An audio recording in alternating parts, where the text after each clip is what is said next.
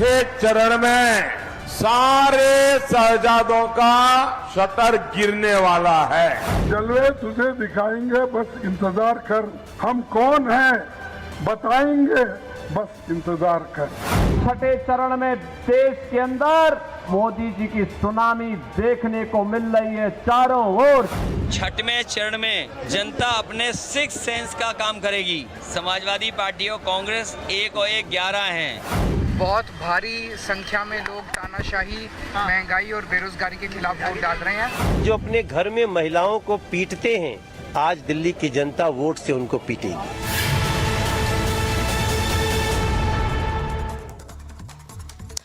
नमस्कार, आपके साथ मैं हूं सुचरिता कुकरेती। आप देख रहे हैं महाभारत और आज महाभारत दिल्ली के दिल से, जी हां, राजधानी दिल्ली से आज महाभारत आपके लिए कर रही हूं क्योंकि आज दिल्ली में 7 सीटों के लिए वोटिंग हुई है और 486 सीटों पर आज वोटिंग पूरी हो गई है। इसीलिए आज पूछ रहे हैं कि अब पूरी हो गई है 486, कौन मार रहा है बाजी?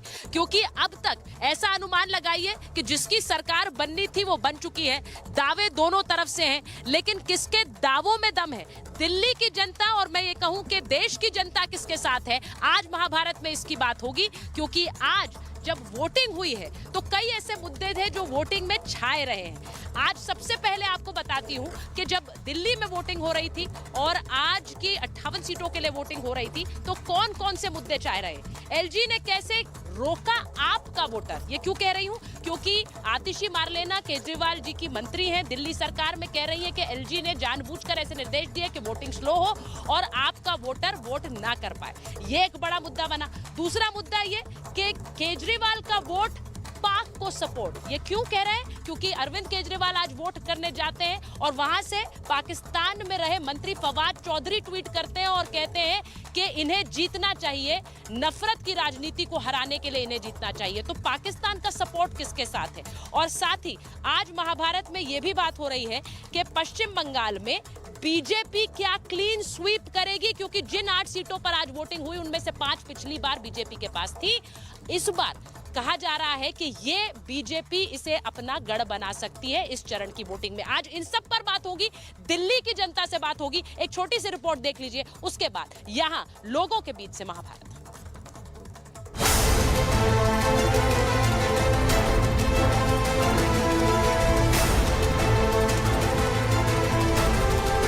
चुनाव के नतीजे क्या आने वाले हैं उसका एग्जिट पोल चालू हो गया है। ये मनेर के लड्डू तैयार रखिए। चुनाव के छठे राउंड में 58 सीटों पर आज वोटिंग हो गई, जिनमें दिल्ली की 7 सीटें भी शामिल हैं, जहां राष्ट्रपति, उपराष्ट्रपति से लेकर कई दिग्गजों ने वोट डाले।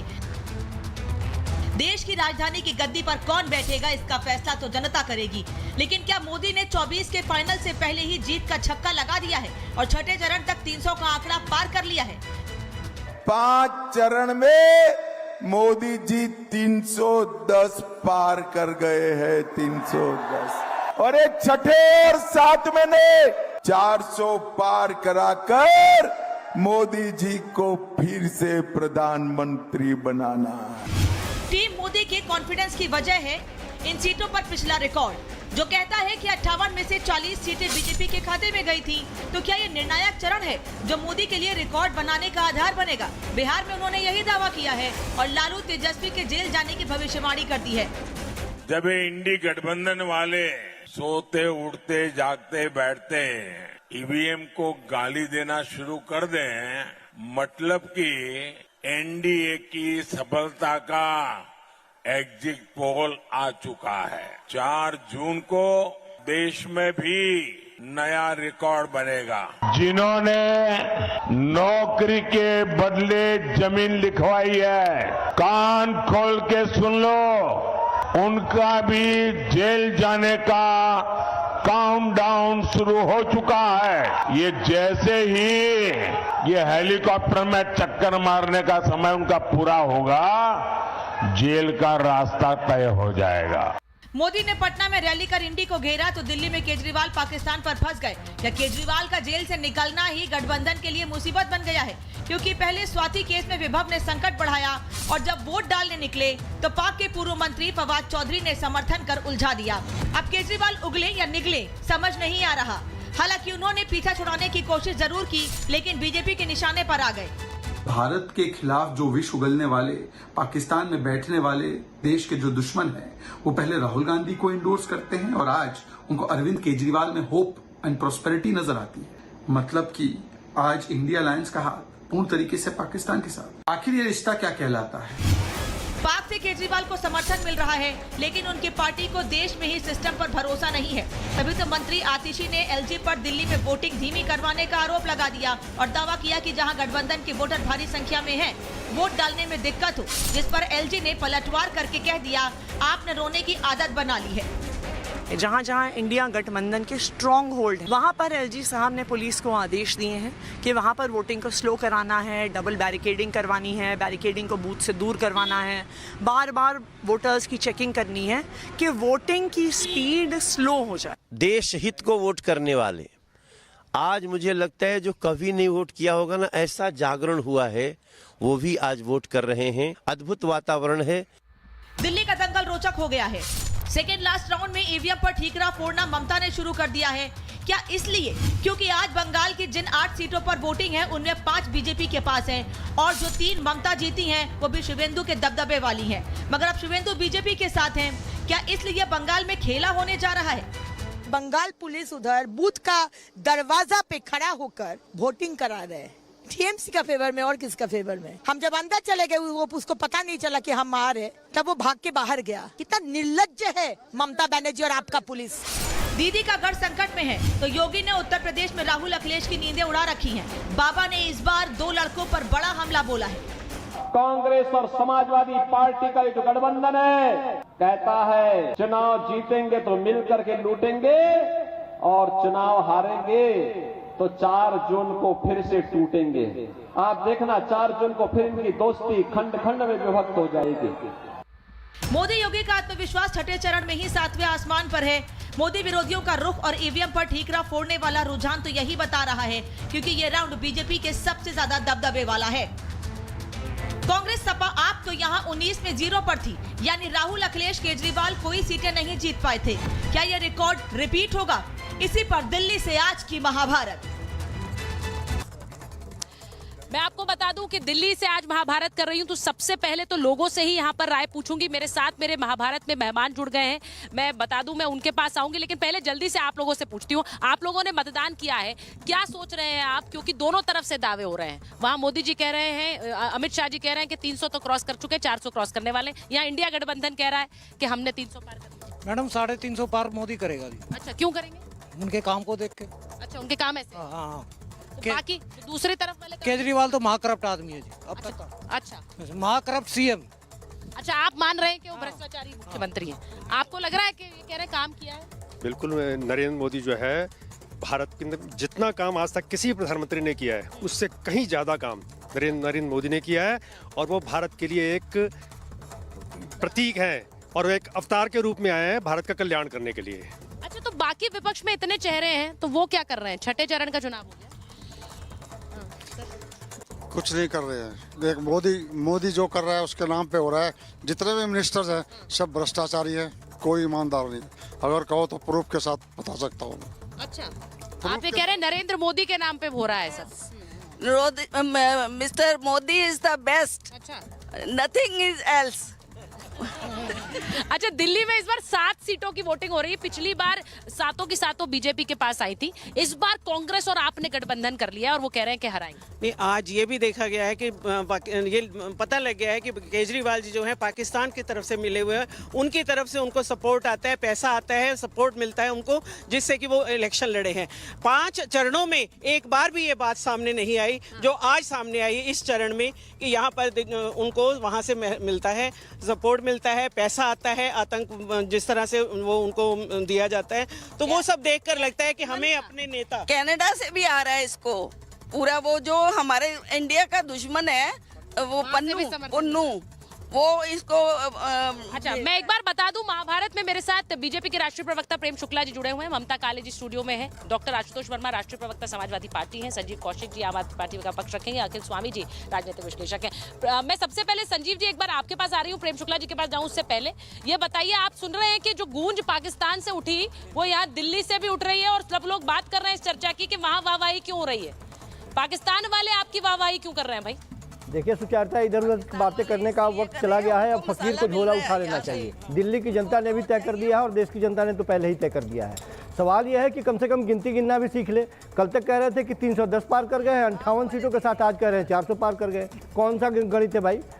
कम से कम शीर्ष पर बैठे हुए लोग इस तरह की तो बातें बहकी बहकी ना करें कि लोग कहे कि दिन में ही आप किस तरह की बातें कर रहे हैं। शाम का वक्त होने दीजिए। और ये बौखलाहट क्यों? संजीव जी सवाल मैं कुछ और पूछ रही हूँ, जवाब आप मैंने कहा फवाद चौधरी की बात कर लीजिए ना। कौन है फवाद चौधरी? मैंने सवाल पूछा पाकिस्तान आपकी वाहवाही क्यों कर रहा है? ये फवाद चौधरी 2023 में दंगे का आरोपी जो बेल करा के सुचारता, मेरी बात हो जाए सुचारता, ये फवाद चौधरी कौन? 2023 में दंगे का आरोपी फवाद चौधरी बेल पे बाहर निकला हुआ है। उसके ऊपर पाइप चुराने, वायर चुराने का उसके ऊपर एफआईआर दर्ज है। और वैसे व्यक्ति को आप ला करके इससे पहले भी एक चरण आप उसके नाम पर गुजार चुकी हैं। कोई फर्क नहीं पड़ता। ऐसा व्यक्ति आपके मुख्यमंत्री, सुनिए, आपको ये सोचना चाहिए कि ऐसा व्यक्ति दिल्ली के मुख्यमंत्री के समर्थन में क्यों उतरे? पाकिस्तान की ऐसी आवाजें क्यों उतरी? भारतीय जनता पार्टी के लिए सब टूल किट है। आपके पास आते हुए भारतीय जनता पार्टी के टूल किट है। भारतीय जनता पार्टी के चरण का चुनाव हो गया है, आप लोगों का आंकलन क्या है? भारतीय जनता पार्टी की जितनी मोहब्बत इन लोगों से है वो जग जाहिर है, मुझे बताने की जरूरत नहीं है।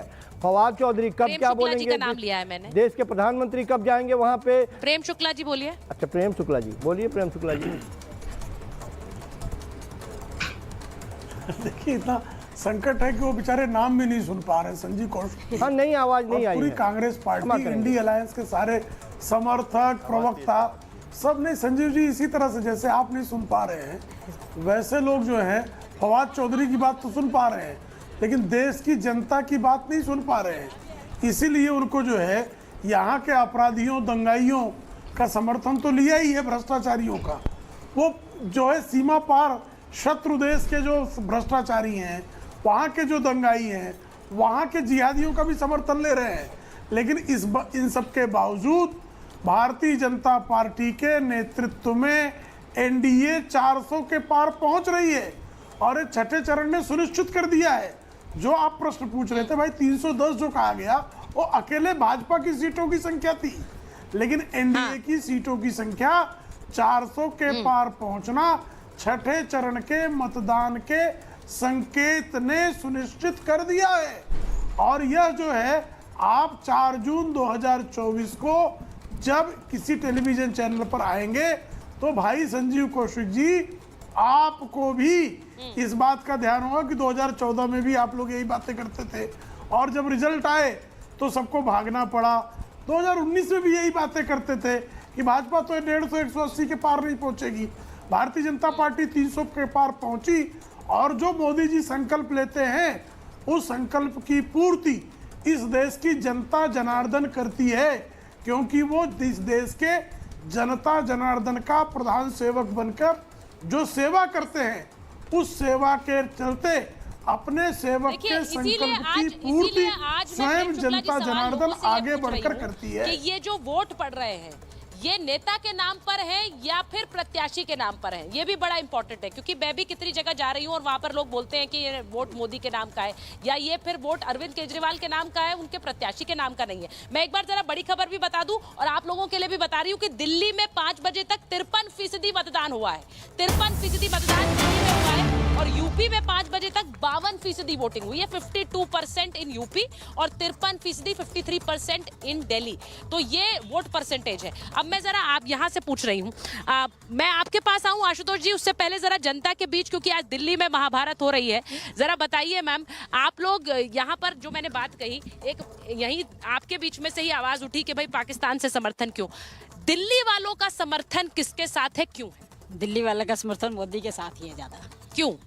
सारे काम भी उनके अच्छे हैं लगते हैं। और केजरीवाल को कौन पूछ रहा है? वही जैसे उन्होंने भी बताया कि सारी भ्रष्टाचारी कर रहा है और क्या कर रहा है सारा। हाँ, बताइए। इनसे 2-4 काम भी तो पूछ लीजिए, किसी से क्या काम कर सब ये चीज काम अच्छे हैं, काम अच्छे हैं, काम अच्छे हैं, क्या काम है ये तो पता लगे। एक काम पूछिए, दो काम पूछिए। ऐसा है कि जो विपक्ष है वो इस प्रकार से है कि कहीं की ईंट कहीं का रोड़ा और भानुमति ने कुनबा जोड़ा। दूसरी तरफ क्या है, आप देखिए आतिशी जी कह रही हैं कि जी एलजी के ऑर्डर से जो है वोटिंग स्लो, ये आज बड़ी खबर है। और आपने खुद ही अभी आंकड़े बताए हैं जो बता रहे हैं। और सबसे बड़ी बात ये है कि इस बार विकासपुरी का जितना भी, या दिल्ली का, मैं ये कहना चाहूँगा दिल्ली का जितना पढ़ा लिखा वोटर है वो निकल के आया है और हर बूथ के ऊपर लाइनें लगी हुई हैं। स्वयं मुझे 1 घंटा लगा है अपनी वोट को पोल करने के लिए। तो ये साफ संकेत दे रहा है कि दिल्ली की जनता जो है वो मोदी जी से प्रभावित है। कारण है उनका कुशल नेतृत्व, उनकी सशक्त व्यक्तित्व उनका, और जिस प्रकार ये तो फिर ये तो आम आदमी पार्टी या कांग्रेस भी कह सकती है हमारा वोटर है। ये कैसे पता है कि आप बीजेपी? भ्रष्टाचार की जड़ उखाड़ी है, जो क्रोध के जमी हुई थी भ्रष्टाचार उखाड़ी है, अगली टर्म में पूरा खत्म कर देंगे हिंदुस्तान से। और हिंदू धर्म का पुनर्स्थापना किया है, राम मंदिर किया है, जो हिंदू धर्म सो गया था उसको जगाया है, सब दबाया था उसको जगाया है, बहुत कुछ किया हिंदू धर्म के बारे में। ये देखो ताली बजा रहे हैं वो लोग, ये जो महिलाएं ताली बजा रही हैं, जरा बताइए आपको लगता है वो कह रहे हैं कि ये जो राम मंदिर का मुद्दा है ये मुद्दा है? बिल्कुल। सिर्फ सड़कें नहीं बनाई, इतने एयरपोर्ट बना दिए, इतने एम्स बना दिए, इतने कॉलेज बना दिए। बताओ इसमें सिर्फ मुसलमान या हिंदू देख के कोई चलता है? सारे लोग चलते हैं। बड़ी बात है, बड़ी बात है। अच्छा ये बताइए जरा, आपको लग रहा है कि राम मंदिर मुद्दा है जैसा है वो भाई साहब ने कहा? राम मंदिर तो मुद्दा है ही है एक, इसमें कोई शक नहीं है। उन्होंने, मोदी जी ने बड़े स्ट्रिक्ट होके बड़े काम करवाए हैं लोगों से और तभी लोग। भाई साहब यहाँ बोल रहे हैं कि आप लोग काम बोलते हैं लेकिन जो व्हाट्सएप यूनिवर्सिटी पे जो आता है वही आगे एक्सप्लेन कर देते हैं। अभी कह रहे हैं व्हाट्सएप यूनिवर्सिटी वाला ज्ञान दे रहे हैं आप लोग, आपको काम नहीं पता है। 1 लाख आदमी आज अयोध्या में जा रहा है, 4 धाम यात्रा पे डबल यात्रा हो गई है, 1 लाख से ऊपर आदमी जा रहा है। ये हिंदू इकोनॉमी से 5 नंबर पे वो लेके जा रहे हैं, 5 नंबर पे आ चुकी है और ये कहते हैं मोदी को हटाएंगे। वो कहते हैं मैं तरक्की करूंगा, सबका साथ सबका विकास है, ये कहते हैं ये राजनीति। देखिए सर आपका जवाब दे दिया, वो कह रहे हैं 5वें नंबर पे ले आए, आपको अभी भी डाउट है? पर कैपिटा इनकम चेक करिए, इंडिया कहाँ पे स्टैंड करता है। Per capita income. मैं एक बार आशुतोष जी के पास जा रही हूँ। आशुतोष जी बहुत दिनों बाद आप महाभारत में आए हैं तो स्पेशल वेलकम, आते रहिए। मैं आपसे पूछूंगी, आज योगी जी ने कहा है, यहाँ पर एक सज्जन ने कहा कि वो भानुमति के कुनबे की तरह है विपक्ष।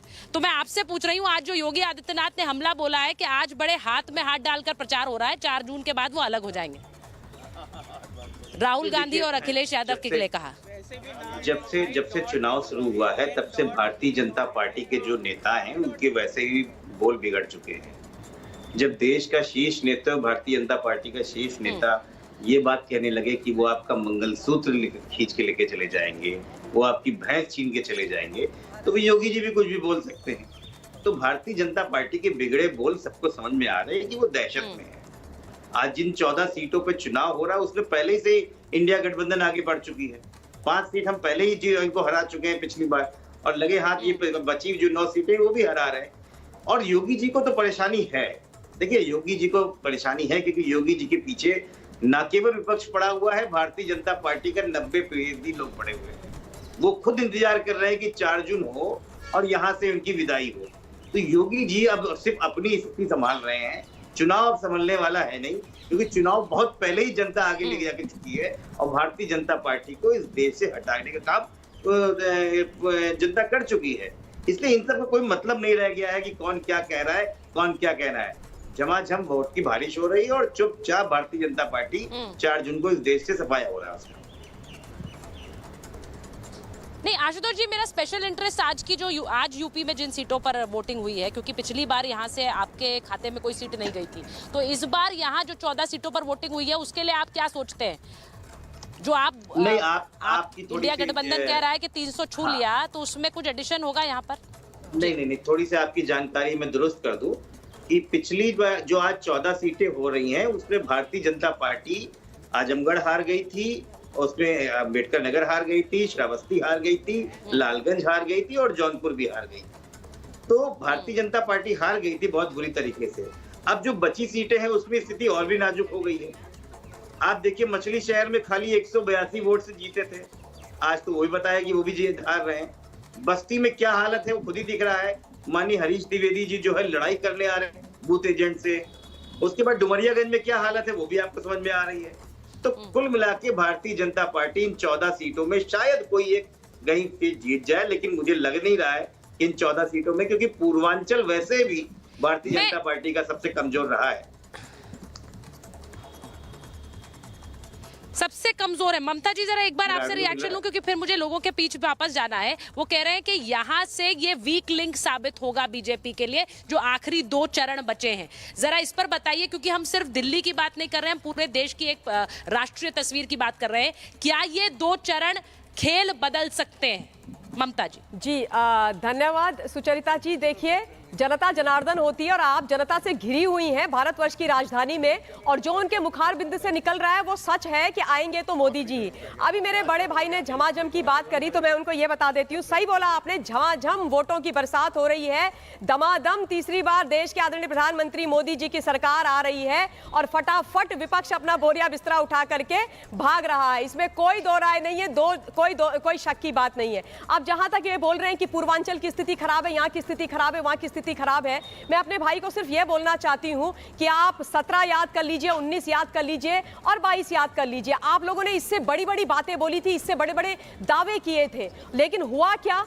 हुआ वही जो सारे देश ने देखा। कौन जीता? योगी जी और मोदी जी की सरकार जीती, यानी डबल इंजन की सरकार जीती, यानी विकासवाद जीता, और जनता जनार्दन ने उसी को सत्ता सौंपी है जिन पर उनको भरोसा है। तो मेरे भाई, ये तो हाथ कंगन को आरसी क्या, पढ़े लिखे को फारसी क्या, जो सच होता है वो दिख ही जाता है। अब थोड़ा सा मैं बात करूंगी अरविंद केजरीवाल जी पर, क्योंकि सर्विस बैकग्राउंड से आती हूं और लगातार इनके लिए जो पाकिस्तान से प्रेम निकलता है सुचरिता जी, उस पर थोड़ा सीरियसली बात करनी जरूरी है। जिस दिन केजरीवाल जी अंतरिम बेल पर आए थे, उस दिन भी फवाद चौधरी ने, यहाँ लोग भी बात कर रहे हैं, बिल्कुल बोलिए जी, समर्थन दिखाया था उस दिन भी फवाद चौधरी ने, और hashtag Kejriwal release good news लिखा था फवाद चौधरी ने। आज भी उन्होंने जो है मोर पावर हैशटैग लिख दिया है। अब लोग बोल रहे हैं कि फवाद चौधरी कौन होता है, फवाद चौधरी इनको समर्थन कर रहा है तो हम क्या करें? नहीं, ये समझना पड़ेगा कि फवाद चौधरी केजरीवाल जी को समर्थन क्यों करता है। आप लोगों को याद है जब इस देश की जांबाज सेना ने सर्जिकल स्ट्राइक करके पाकिस्तान को घर में घुस के मारा था, तब केजरीवाल जी अपनी देश की सेना के साथ खड़े नहीं हुए थे, वो पाकिस्तान के साथ जाकर के खड़े हो गए थे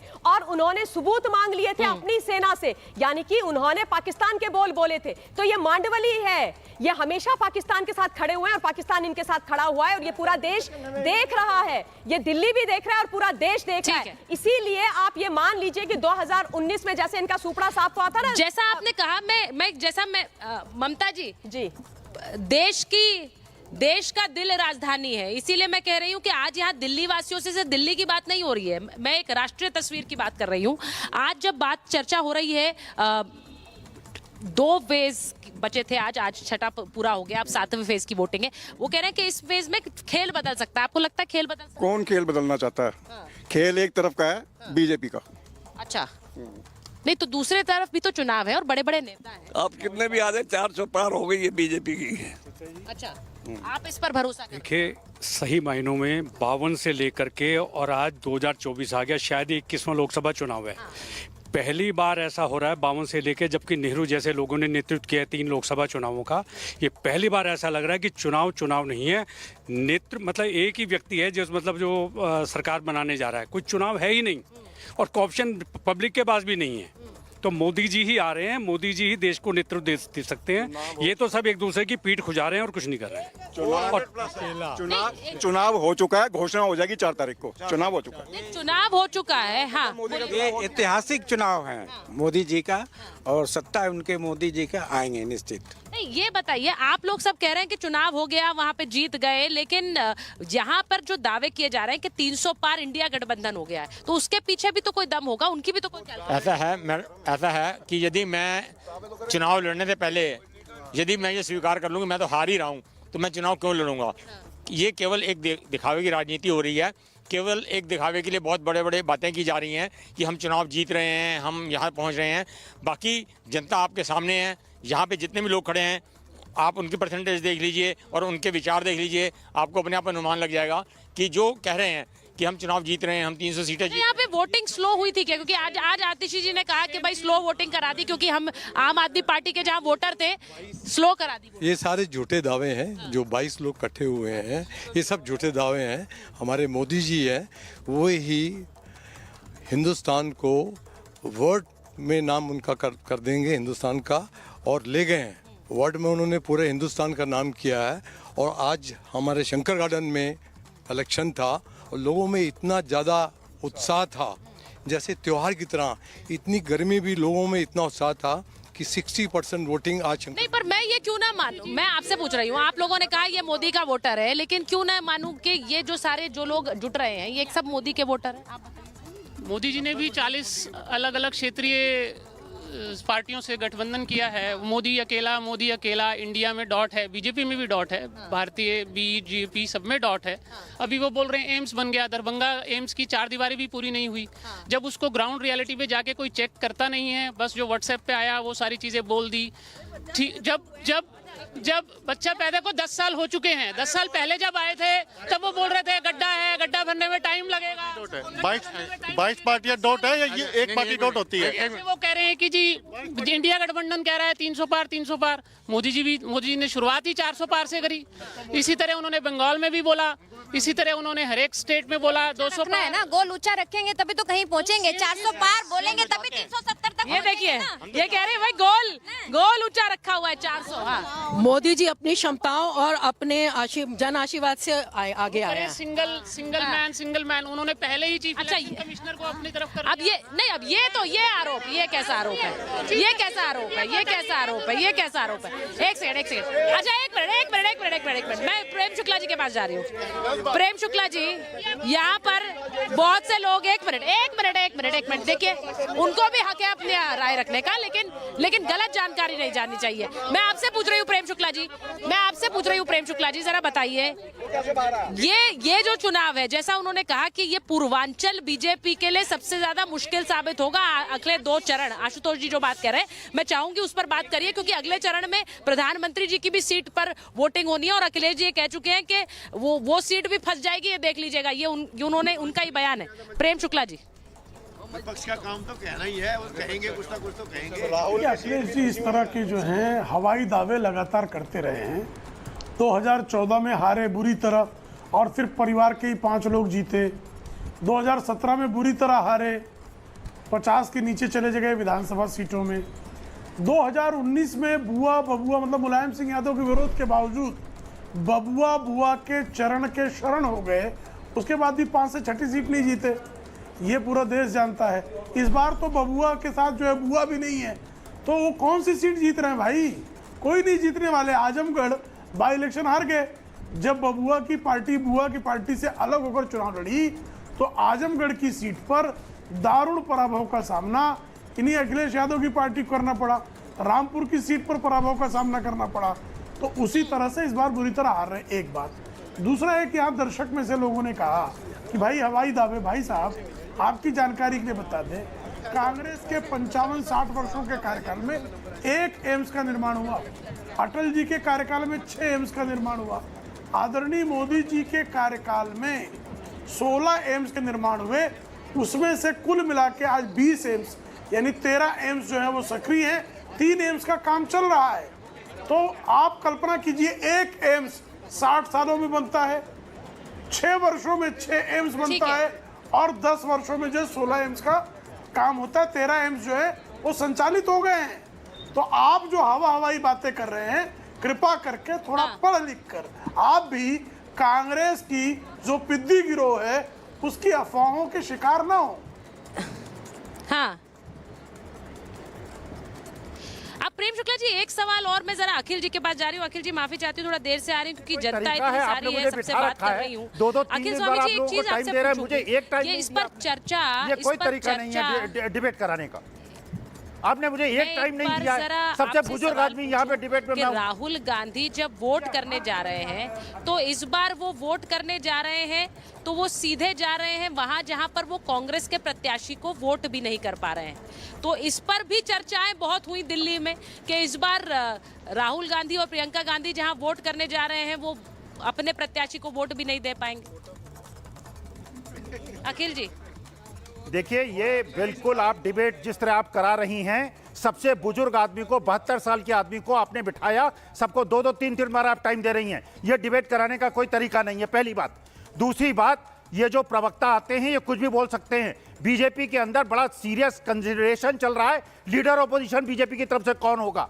मैंने 72 साल की उम्र में आज तक ऐसा प्रधानमंत्री या शासन नहीं देखा जिसने किसानों के रास्ते में कीले गाड़ी हों, बोल्डर्स लगाए हों, उनको गोलियां मारी हों, उनके ऊपर अश्रु गैस, उनकी आंखें फोड़ी हों। मैंने नहीं देखा जहां पे जिस प्रकार अग्निवीर में मेरे बच्चों को नौकरी से निकाला गया हो, महंगाई इस तरह बढ़ाई गई हो, मेरे देश में दुर्व्यवस्था फैलाई गई हो, यहाँ पे अगर इस प्रकार का शासन हिंदुस्तान के अंदर मैंने 72 साल में नहीं देखा है। और यहाँ पे आप डिबेट करा रही हैं, प्रेम शुक्ला जी को आप 3 बार टाइम दे रही हैं, मुझे 1 बार आप टाइम नहीं दे रही हैं। पैदा होते सब देखने लगे थे आप। ये कोई तरीका है? जी वो बात खत्म हो गई, मैंने शुरू में ही माफी मांगी कि मैं देर से आ रही हूँ। अगर अब आपकी मर्जी है, आप उसको 4 बार बोलना चाहते हैं तो फिर उसे बोलते रहिए। मैं डिबेट में आगे बढ़ गई हूँ, मुझे लगता है आपको भी आगे बढ़ जाना चाहिए। मुद्दे पर बात करते हैं। आपने अपूर्ण मंदिर में प्रतिष्ठा कराई है, आपने जो है सनातन धर्म में 7 फेरे लिए जाते हैं, फेरे को छोड़ने वाले इसको एम्स में जो है मनोचिकित्सा विभाग में मुफ्त का इलाज किया जाता है। आपने हिंदू धर्म का अपमान किया है। प्रेम शुक्ला जी, सुचरिता जी प्लीज यहाँ पर बड़े व्यक्तिगत तरीके की ये फिरोज के पौत्र की पार्टी वाले और सनातन भी सिखाएंगे। ये गलत है। सॉरी प्रेम भाई, मैं बीच में बोल रही हूँ क्योंकि इन्होंने बड़ी अभी अनाप शनाप बात करी है, बड़ी अनाप शनाप बात करी है। आप कहते हैं आप 72 वर्ष के बुजुर्ग हैं, आपका सम्मान है, लेकिन फिर आप अपनी उम्र के हिसाब से सही बात कीजिए। आप इस तरीके की उलूल जुलूल बातें मत कीजिए। मैं जानती हूँ, अरे इनको कोई पानी पिला दो, पानी पिला दो हमारे बुजुर्ग को, कोई हमारे आदरणीय बुजुर्ग महाशय जी को कोई पानी पिला दो। ये बहुत गुस्से में है और कुछ नहीं बोल रहे हैं, कुछ नहीं बोल रहे। नहीं, मेरे आदरणीय बुजुर्ग साहब आपसे हाथ जोड़ के अखिल जी, मैं एक चीज कहूंगी, मैं बहुत विनम्रता से और हाथ जोड़कर आपसे कहूंगी कि अगर मैं डिबेट में आपके पास थोड़ी देरी से आई तो उसके लिए क्षमा चाहती हूँ। मैंने शुरुआत में भी ये कही, लेकिन दूसरी बात ये भी है सर कि आप 72 साल के हैं तो प्रधानमंत्री तो आपसे भी बड़े हैं, तो आप उनके लिए जिन शब्दों का इस्तेमाल कर रहे हैं, तो मैं बस ये कहूंगी कि ये चीज हम सब पर लागू होती है, तो उसके बारे में हमें सोचना चाहिए। बस ये बात है। बाकी मैं मुद्दे पर पूछ रही हूँ, कांग्रेस के बारे में जरा सर बताइए, आपको क्या लग रहा है, आंकलन क्या है? गठबंधन आपने किया है जमीन पर आम आदमी पार्टी के साथ, आपको लग रहा है सीटें 7 में से कितनी आ रही हैं दिल्ली में? आज मैंने दिल्ली हरियाणा की एक मैंने सब जगह आज राउंड लगाया है। 17 सीटों में अगर 3 सीटें बीजेपी जीत जाए, लड्डू चढ़ाने चाहिए भगवान बजरंगबली के। जनता में इतना आक्रोश है, जिस प्रकार इन्होंने किसानों को परेशान किया है, ऐसा हिंदुस्तान में क्या पूरे वर्ल्ड में नहीं हुआ है। जर्मनी और फ्रांस में भी आंदोलन हुए हैं, उनकी कीलें नहीं गाड़ी गई हैं। और हरियाणा की पुलिस जाके पंजाब की सीमा के अंदर पुलिस गाड़ती है। 13 महीने मेरे किसानों को तड़पाया गया है, 700 किसानों की शहादत हुई है, बच्चों को मेरी नौकरियां नहीं मिल रही हैं। इसलिए मैं क्रोधित हूं। और ऐसी सरकार, ये 17 में से अगर 3 सीटें इनको मिल जाएं, ये शुक्र माने। लीडर ऑपोजिशन कौन होगा, भारतीय जनता पार्टी चुन ले। आप कह रहे हैं दिल्ली में 7 में से 3 भी नहीं मिलेंगी, 7 में से 3 भी नहीं मिलेंगी। 1 मिनट में जल्दी से पूछ रही हूँ, 7 में से 3 नहीं मिलेंगी, वो कह रहे हैं। मैं एक बार एक आंकलन लूंगी सर, मैम आराम से जरा जल्दी से बताइए। वो कह रहे हैं कि 7 में से 3 नहीं है, आपको क्या लग रहा है, आंकलन क्या आपका? 2 जीरो जब जुड़ते हैं आपस में तब भी जीरो ही होते हैं, और शेर ही रहेगा। तो इसलिए बीजेपी की 7 सीटें। हमारे मोदी जी तो शेर हैं, वो शेर है कि जिनके दहाड़ने से देश के दुश्मन, देश के अंदर छिपे दुश्मन सब भाग जाते हैं। अच्छा, देश के बाहर के दुश्मन और देश के अंदर छुपे दुश्मन। सर मुझे आंकलन बता दीजिए अपना, क्या लग रहा है आपको दिल्ली के लिए? आपके लिए 4/3 4/3 मतलब 4 इंडिया गठबंधन को और 3 बीजेपी को।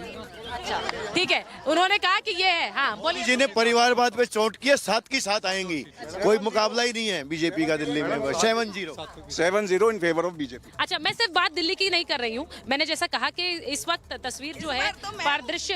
हाँ, मैं एक बार जरा आशुतोष जी आपके पास आ रही हूँ। ये बात आपकी अखिलेश जी की रैलियां हो रही हैं, उन रैलियों में बहुत भीड़ आ रही है, कई बार गुत्थम गुत्था भी हो जा रही है, उसकी भी खबरें हम चला रहे हैं। लेकिन सीधी बात यह है कि बहुत से लोगों का ये आकलन है कि अखिलेश यादव अगर अकेले चुनाव लड़ लेते तो शायद फायदे में रहते बनिस्बत कांग्रेस के साथ गठबंधन कर। मैं आज 6ठे चरण का चुनाव पूरा हो गया है, उस पर यह सवाल इसलिए पूछ रही हूँ क्योंकि 1 चरण का चुनाव बाकी है, आप लोग अभी रैलियां भी साथ में कर रहे हैं। लेकिन क्या इंटरनल आप लोगों के भी आंकलन होते हैं? गठबंधन में आप हैं, आप बोलेंगे, आप शायद ना बोलें, लेकिन क्या अखिलेश यादव यूपी में ये मत एक आता है कि वो अकेले रहते तो शायद ज्यादा फायदे में रहते?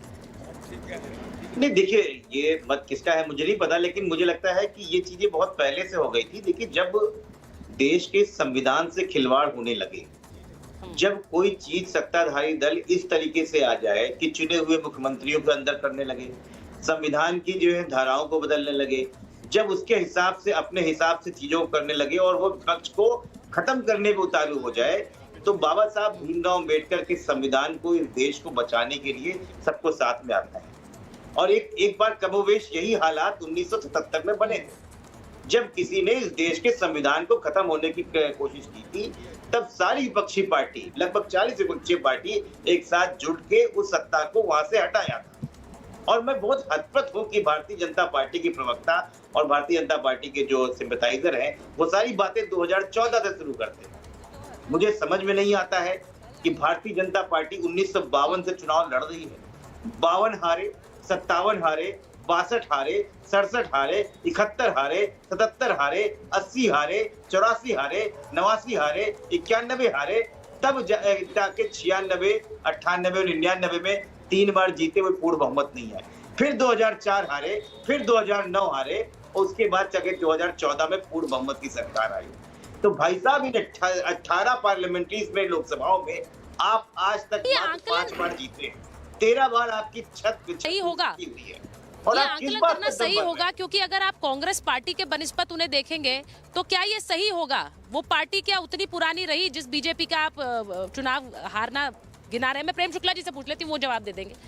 प्रेम शुक्ला जी, जवाब दे दीजिए। जी नहीं, आशुतोष जी का संकट ये है कि समाजवादी पार्टी मुलायम सिंह यादव के बाद ही समाजवादी का जन्म मानते हैं। श्रीमान आशुतोष जी, भारतीय जनता पार्टी तो एक बार 6 वर्ष का शासनकाल अटल जी के नेतृत्व में हुआ, 10 वर्ष का शासनकाल भारतीय जनता पार्टी ने अकेले के बूते करने की क्षमता हासिल कर ली। लेकिन समाजवादी आज तक एक भी पूर्णकालीन सरकार नहीं चला पाए। तो समाजवादियों को तो चुल्लू भर पानी में डूब मरना चाहिए कि जो समाजवादी नेहरूवाद के खिलाफ खड़े हुए थे, आज नेहरू के प्रपौत्र के चरणों की शरण है। जो मुलायम सिंह यादव को जेल भेज रहे थे राहुल गांधी की माता जी, आज अखिलेश यादव उन्हीं राहुल गांधी के दुम पकड़ के चल रहे हैं। तो आपकी जो दशा है, आपकी दशा पर किसी को दया भी नहीं आ सकती। आप एक राजकीय पार्टी के प्रवक्ता हैं। मैंने पूरी भाषा की मर्यादा ही की। नहीं, उल्टी सीधी बातें मत भूल जाइए। कौन सा शब्द गलत है जरा बताइए, कौन सा शब्द गलत है? कौन सा शब्द गलत है बताइए तो। देखिए, कौन सा शब्द गलत है बताइए, कौन सा शब्द गलत है बताइए ना। आप भाषा जानते ना, बताइए ना, बताइए ना कौन सा बात। देखिए, ये जो है भाषा का कोई ज्ञान नहीं है। मैंने उत्तर दे दिया, आपका मुंह तोड़ जवाब दे दिया, तो आप यहाँ वहाँ छटपटा रहे हैं। बताइए ना समाजवादी कौन सा शब्द था, बताइए। मुलायम सिंह यादव 40 सीट से अधिक कब पाए, बताइए ना। आप जैसे चिरकुटों से मैं भी नहीं लगना चाहता, आप जैसे सड़क छाप चिरकुटों से मैं भी नहीं लगना चाहता जी। इसे कहते हैं दिवालियापन निकलना। आप जैसे समाजवादी पार्टी के लुक्कों से मैं क्या बात करूं? मैं समाजवादी पार्टी के तलीबारों से क्या बात करूं? समाजवादी भाषा का संयम बहुत जरूरी होता है। इस तरह की भाषा नहीं, व्यक्तिगत टिप्पणियां नहीं सर। मैं बस एक बार जनता से पूछ रही हूँ, क्योंकि आज छठा चरण पूरा हो गया है, बहुत जरूरी है, क्योंकि जिसकी सरकार बननी है वो बन चुकी है, ऐसा हम उम्मीद कर रहे हैं। ऐसा आप लोग भी सोच रहे होंगे कि जिसकी सरकार बननी थी वो बन चुकी है।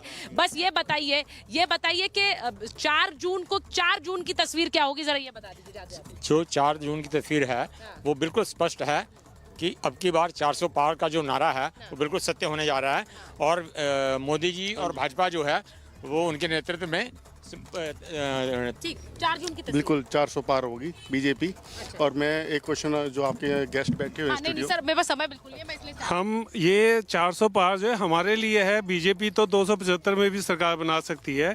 400 पार जो हम चाहते हैं मोदी सरकार से, उन कामों के लिए 400 पार चाहिए। मोदी जी का नारा बिल्कुल सच होगा, 400 को पार जाएगा। परिवारवाद पे चोट नहीं है। ठीक है। स्टूडियो में बैठे हुए राजनीतिक एक विश्लेषक हैं, उनको जरूर ये मैसेज जाना चाहिए कि 400 पार हो चुका है आशुतोष जी को। ठीक है, मैं बस ये कहना चाहती हूँ कि आप सबने आज वोटिंग की है, 7वें चरण का वोटिंग बची है। जिन लोगों ने अभी तक वोट नहीं किया उन्हें जाना चाहिए 7वें चरण की वोटिंग के लिए भी, क्योंकि आप अपनी सरकार खुद चुनते हैं। तो सरकार खुद चुनिए, क्योंकि उसके बाद दोषारोपण नहीं चलेगा। आज आपके पास समय है अपनी सरकार को तय करने का। बहुत बहुत धन्यवाद आप सबका महाभारत में जुड़ने के लिए, बहुत बहुत धन्यवाद।